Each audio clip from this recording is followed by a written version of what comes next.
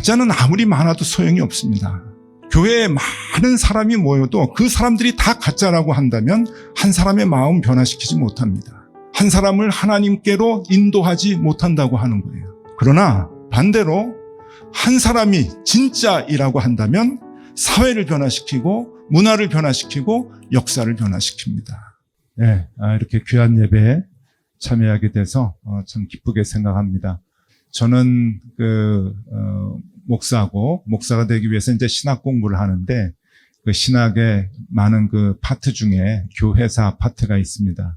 이 교회사를 이제 공부하다 보면은 2000년 역사밖에 안 되지만 굉장히 불가사의한 일들이 많이 일어납니다. 그런데 우리는 신앙의 눈으로 보기 때문에 하나님께서 함께 하셨다라고 하는 것을 알고 있지만 일반 사람들이 이렇게 볼 때는 기적과 같은 일들이 이제 많이 일어나는데 그 기적 중에 이제 하나가 저 넓은 땅 러시아가 복음화되는 기간이 굉장히 짧습니다.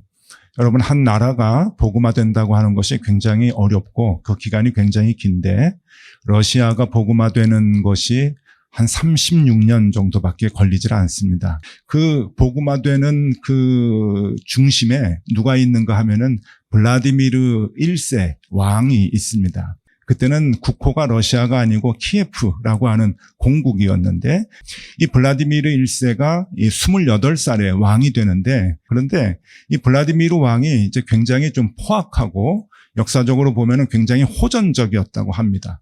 그리고 술을 좋아하고 파티를 좋아하고 그리고 전쟁을 좋아했던 그러한 그 왕이었는데 이 젊은 사람이 왕위에 오르고 난 뒤에 넓은 땅에 흩어져 있는 그 키예프의 백성들, 러시아라고 하겠습니다. 그 러시아의 사람들이 왕의 말 한마디에 일사불란하게 움직이도록 하기를 원했다고 합니다. 그래서 신하들에게 이 한 가지 사상으로 통일할 수 있는 그 철학을 좀 하나 만들어 달라고 얘기를 했는데 그게 이제 쉽지가 않았답니다.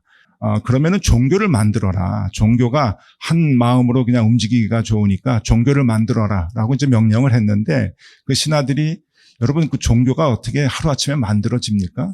그러니까 만들려고 하다가 종교가 만들어지지 않으니까 왕에게 이제 그 조언을 합니다. 왕이시여, 그냥 그 세계에 있는 그 종교 중에 좋은 거 하나를 우리가 받아들이는 게 더 좋을 것 같습니다. 그러니까 왕이 이제 그것이 좋다고 생각을 해서 종교를 하나 가져오기로 마음을 먹습니다. 그래서 그 당시에 세계에서 그 많은 국가에서 이제 믿는 종교 4개를 선택을 해가지고 키예프 왕궁에 이제 종교 지도자들을 초청을 해서 브리핑을 하라고 합니다. 그래서 4가지 종교를 골랐는데 하나가 유대교고 하나가 이슬람교고 그리고 또 하나는 로마 카톨릭 그리고 또 하나가 동방정교회입니다. 와가지고 이제 그 종교의 지도자들이 왕 앞에서 브리핑을 했는데 1차적으로 2개를 떨어뜨립니다. 이슬람 종교를 떨어뜨리는데 원천적으로 술을 먹지 못하게 하고 이 왕이 술을 너무 좋아하는데 그리고 막 하여튼 희한한 얘기 많이 하고 그러니까 이슬람교는 우리하고 맞지 않는다. 그리고 떨어뜨리고 또 하나는 유대교를 떨어뜨립니다. 저 유대교는 좀 교만하다고 생각했던 것 같아요. 자기네만 그 시오니즘 그러니까 하나님의 자녀라고 하고 그다음에 너무 의식이 복잡하니까 유대교도 이제 떨어뜨렸습니다. 2가지가 남았는데 이번에는 이 둘 중에 하나를 선택을 해야 되는데 좀 더 신중해야 되겠다라고 생각을 해서 사신단을 조직을 해서 파견을 합니다. 시간이 다 지나고 나서 그 사람들이 귀국을 해서 왕에게 보고를 합니다. 근데 로마에 갔다 왔던 사신들이 왕에게 이렇게 보고를 해요. 왕이시여, 어디나 사람 사는데 다 똑같습니다. 집에 오고 싶어서 혼났습니다. 음식 안 맞아서 힘들었습니다. 이런 보고를 하는 반면에 콘스탄티노플에 갔다 온 사신들이 왕에게 이런 보고를 합니다. 신은 보이지 않는데 사람들은 굉장히 경건한 것 같고 그리고 뭔가 예배를 드릴 때 살아있는 신 앞에서 예배를 드리는 것 같았습니다. 라고 하는 보고를 해옵니다. 자, 왕이 이 이야기를 듣고 동방정교회를 선택을 합니다. 그래서 동방정교회를 이제 국민들에게 믿으라고 이제 해야 되는데 최소한의 양심이 있다 보니까 이 종교에 대한 교리를 내가 먼저 알아야 되겠다라고 생각을 하고 교리 공부를 하게 됩니다. 그런데 아시죠? 모든 성경은 하나님의 감동으로 된 것으로 교훈과 책망과 바르게 함과 의로 교육하기에 유익하다. 하나님의 말씀은 좌우에 날쏨 검이 있어 찔러 쪼개기까지 한다. 왕의 마음이 꼬꾸라집니다. 하나님의 말씀을 접한 그 블라디미르 왕이 꼬꾸라져서 하나님의 사람으로 변하게 됩니다. 이 블라디미르 왕이 980년에 왕위에 올라서 기독교를 선포할 때가 988년인데 8년 동안 자기가 먼저 하나님의 사람으로 바로 서기 위해서 애를 쓰고 그리고 나서 8년 만에 세례를 받습니다. 한 사람 왕이 예수를 믿게 되니까 여러분 왕에 의해서 했던 많은 정책들이 바뀌게 됩니다. 이 블라디미르 왕이 일반 역사에도 나타나는데 세계에서 최초로 복지 정책이라고 하는 걸 씁니다. 가장 가난하고 힘없고 낮은 사람들이 살아갈 수 있는 장치를 마련해 주는 거죠. 그게 이제 복지 정책인데 그 복지 정책을 세계 역사 가운데 가장 최초로 도입한 사람이 블라디미르 왕입니다. 그리고 또 하나를 도입을 했는데 지금도 많은 나라 가운데서 논란이 있는 그 사형제도, 그 사형제도를 블라디미르 왕이 있는 동안에 폐지를 합니다. 이렇게 가난한 사람을 위하고 어려운 사람들을 보살펴주는 정책을 썼던 이 블라디미르 왕을 국민들이 좋아하기 시작합니다. 그래서 988년도에 모든 국민들은 예수 그리스도를 믿어라 라고 선포를 했을 때 여러분 백성들의 반응은 놀라웠습니다. 우리 왕을 변화시킨 신이 있다고 한다면 우리도 믿겠다. 라고 하는 그 마음을 가지고 전국 방방곡곡에 동방정교회의 예배당을 국민들이 짓습니다. 여러분 지금도 러시아에 가보면은 사내 아이들을 낳으면은 부모님들이 너 훌륭하게 커라 라는 의미로 블라디미르라고 하는 이름을 제일 많이 지어줍니다. 여러분 아시죠? 미국 사람들 제일 존경하는 이름이 1등 워싱턴, 2등 링컨, 3등 케네디입니다.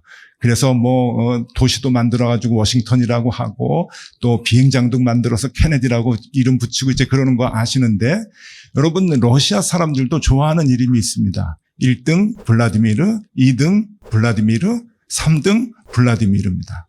그렇게 블라디미르를 좋아합니다.